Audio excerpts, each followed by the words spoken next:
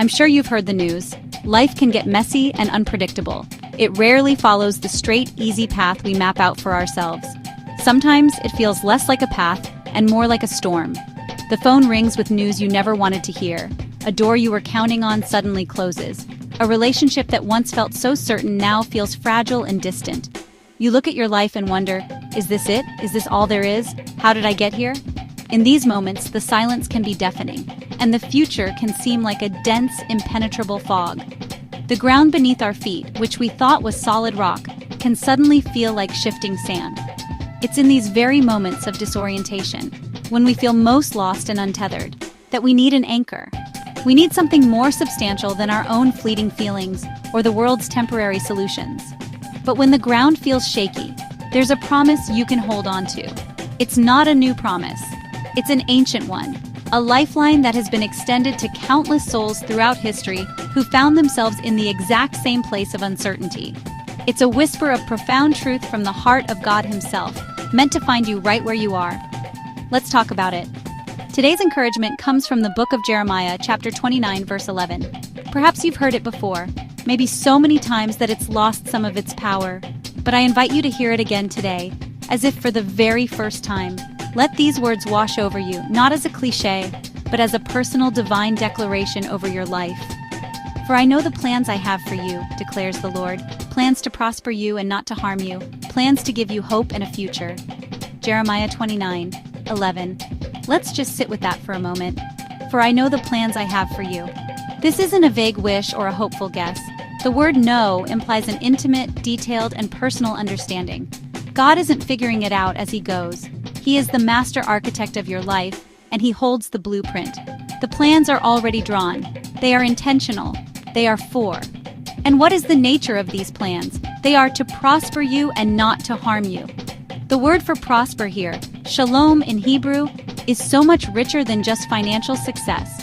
It means wholeness, completeness, well-being, peace, and security. It's a plan for your soul to flourish. It's a direct counter to the harm we fear, the chaos, the destruction, the pain that threatens to undo us. God's intention is not to break you, but to build you.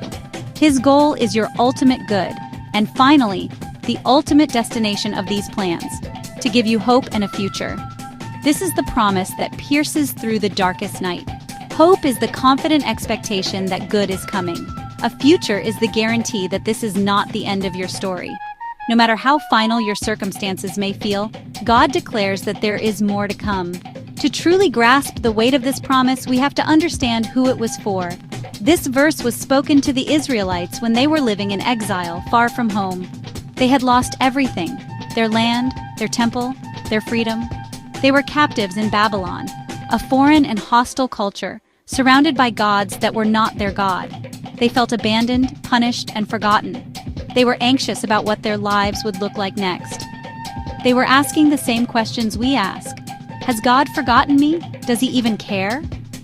It was into this deep darkness, this collective despair, that God spoke these radical words of hope. Now here's the crucial part. God wasn't promising an instant fix. In fact, He told them they would be in Babylon for 70 years. He was telling them to build houses, plant gardens, and raise families right there in the midst of their struggle. He was assuring them, and us, that even in the hardest seasons, even in the waiting, He's working for our good. His plan wasn't to teleport them out of their hardship, but to sustain them through it and bring about His ultimate purpose in His perfect time. So, what does that mean for you right now in your uncertainty? In your own personal Babylon? Maybe it's a difficult job, a chronic illness, a season of loneliness, or the ache of a broken heart. It means your story isn't over. It means this chapter, the one that feels so painful and confusing, is not the final chapter. Think of a master weaver creating a beautiful tapestry. From our perspective, on the underside, all we see are tangled threads, knots, and a chaotic mess of colors. We can't make sense of it. But the weaver, working from the top, sees the magnificent design that is emerging. He knows how every single thread, even the dark and difficult ones, contributes to the final masterpiece. Even when the outcome is unclear, your path isn't random or forgotten. Every step is known, every tear is seen, every prayer is heard. Take a moment today to breathe and remember, God's plans for you are soaked in grace and sealed with love. His plans include hope, a future, and goodness, even if you can't see it yet. So how do we live this out? How do we make this promise our reality? Here's something practical. Write this verse down. Put it somewhere you will see it every single day. Make it your phone lock screen or a note on your bathroom mirror. Second, speak it aloud. Let the truth of God's word fill the atmosphere of your car, your room, your mind. Declare it over your situation. And third, pray it back to God. Turn His promise into your prayer. God, you said you have plans for me, plans for hope and a future. Help me to trust you today. Help me to see my life through the lens of your promise, not my fear.